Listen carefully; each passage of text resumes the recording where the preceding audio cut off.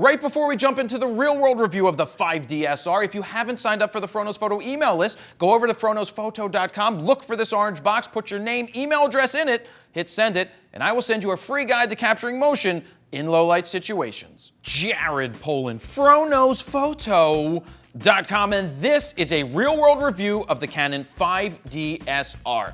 Now, where did I go and shoot this for the real-world review? I went out to the Grand Canyon, because where is a better place in this world to test out a landscape-style camera than the Grand Canyon? Now, keep in mind, there's two different types of cameras that Canon put out here. You have the 5DSR, which I'm holding here right now, which has the low-pass cancellation effect, and then the 5DS, which does not. It's kind of similar to what Nikon did when they put out the D800 and the D800E. I went out and shot this for the real-world review at the Grand Canyon to put it through its paces, to really put it out there and try to use it to the best of its ability. Now, I didn't shoot portraits, but this is a great camera designed for portraits as well. Well, you have to decide, do you want the R or do you want the S? Because if you're going to shoot portraits with the R and you have fine patterns in shirts, you may get some moiraying. But who is this camera for? One, we said landscape shooters. Two, we've got portrait photographers, but is it for people shooting video? If you're looking to shoot video,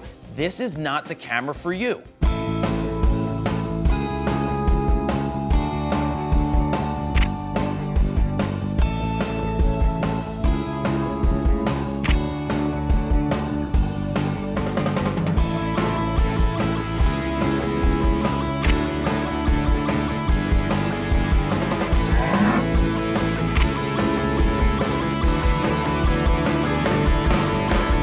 So before we jump into anything else, here's why it's not for video. It does 1080 at 30 frames a second. It doesn't do 60 frames a second. It doesn't have 4K. It doesn't have the ability to do clean HDMI out, and it doesn't have a headphone jack. Is that a deal breaker? No, because you're not buying this camera to shoot video. Just keep that in mind.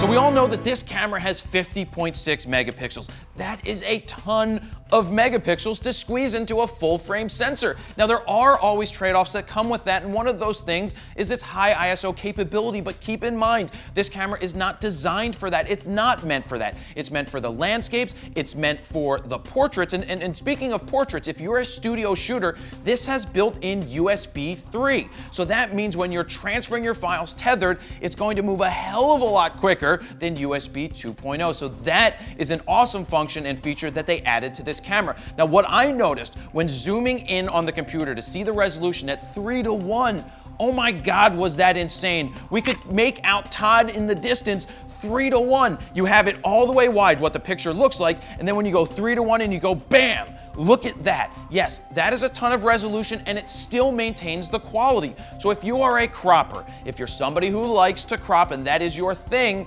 though you shouldn't really need to crop when you're shooting portraits or shooting landscapes, if you want to do that, you have the resolution that you could crop an unbelievably far amount of, a really big amount with your cropping and still get fantastic prints when you go ahead and do that.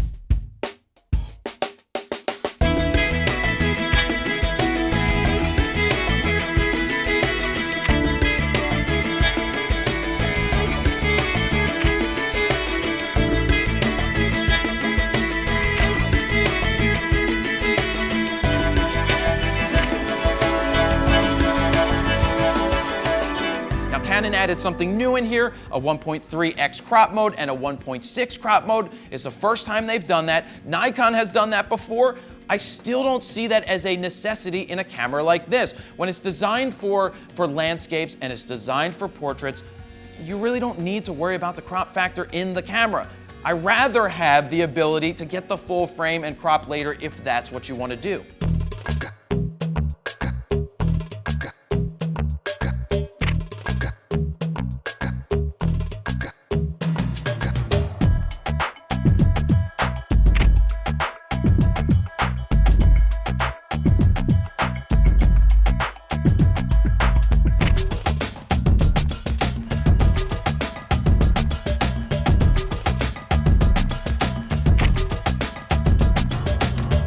another thing that Canon added here is that the SD slot is UHS 1 compatible, whereas the 5D Mark III was not. Now, UHS 2 is out and is extremely blazingly fast. I don't know why that's not in here, but it probably wasn't ready during the development of this camera.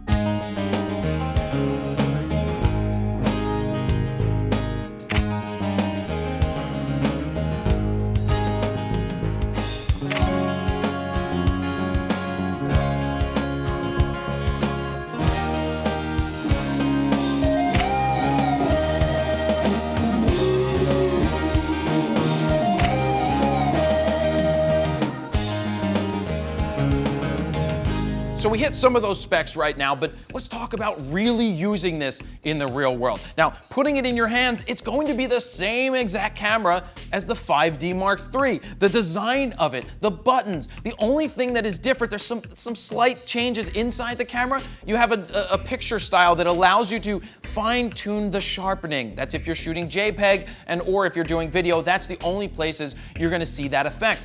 But I only had one issue when I was shooting. I personally had trouble looking through the viewfinder and seeing the info screen. Now, I don't shoot with glasses, so that wasn't the issue. I was looking in and I just had trouble seeing it.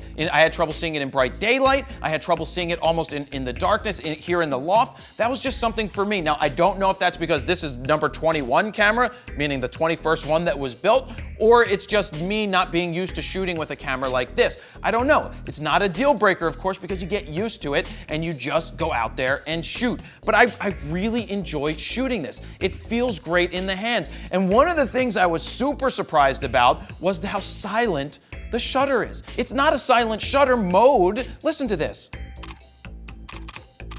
It's so quiet. It almost sounds like the 5D Mark III in silent mode, which is a pretty silent option.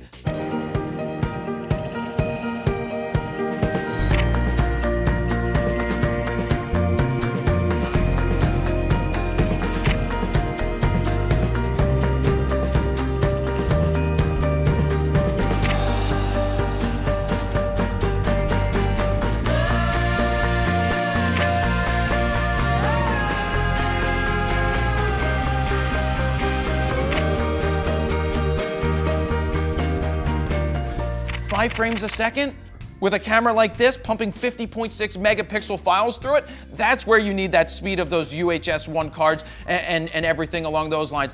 To get 5 frames a second is pretty insane, especially when you think about this being a landscape camera or a portrait camera. You don't really need to worry about shooting that fast, but with that being said, is this a sports camera? Can you shoot sports with it? Sure, why not? During the day, you don't want to pump the ISO too far because that is where you're going to start to run into issues as you get to 800, 1600, 3200. It's really not meant for low light shooting, but I did use it to shoot the stars.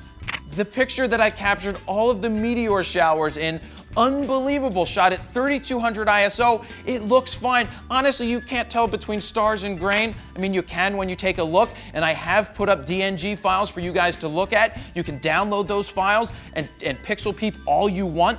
I am happy with the results that I got. Now, don't look at the nighttime the photo and say, oh my God, this is horrible.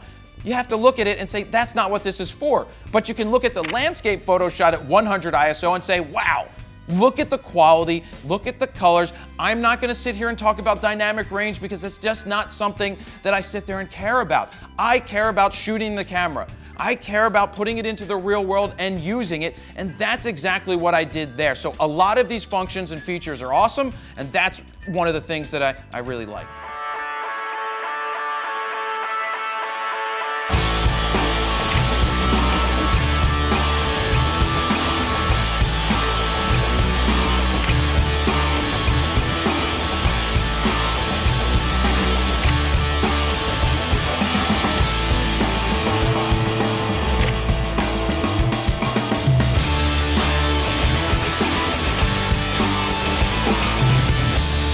Some other interesting features. You have a reinforced tripod socket. That's good for landscape photographers that have big ass glass on the end of it, or you're carrying it around with it on a tripod or big lenses and things like that, anything that's adding weight, they have extra screws here to make sure that that's not going to ever break. Now that's a pretty cool thing. But they also added some intervalometers into the camera, some bulb features that are different than before. And when I mentioned that it has a silent, almost a silent shutter, the reason that is because they got rid of the springs to counteract for the flop. The mirror slap. Actually, they call it mirror slap. So that's one of the reasons they got this to be ultra silent. Also, one of the major specs, 150,000 shutter actuations. You're never gonna outrun this thing unless you sit here and just go like this for nonstop all day long. You're never gonna outrun 150,000 shutter actuations.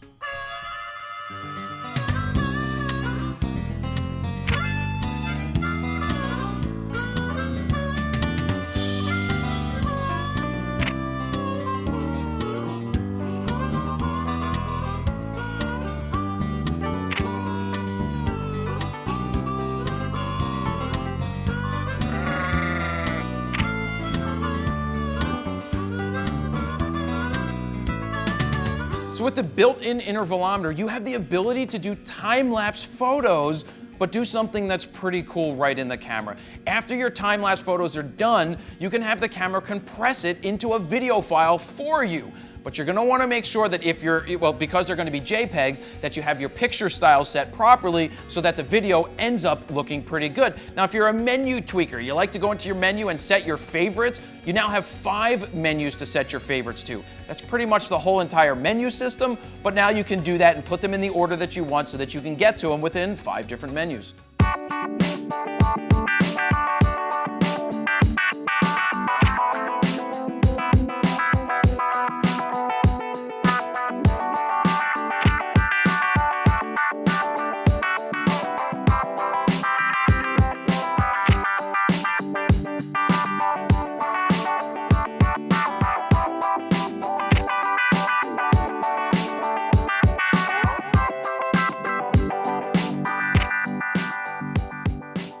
So with 50.6 megapixels of goodness on this sensor, it's going to be important to use the best of the best glass with Honor Sir. So any of the newer L lenses are going to be better options to use. I use the 16 to 35 2.8, use the 24 to 70 2.8, the brand new 11 to 24 f4, and of course the 70 to 200 2.8. Oh, how can you forget the 85 1.2, the 50 1.2? Those are the type of lenses that you would put on this, especially for landscapes and especially when you're shooting portraits. The best glass is what you want to put on this. So, this was a fantastic camera.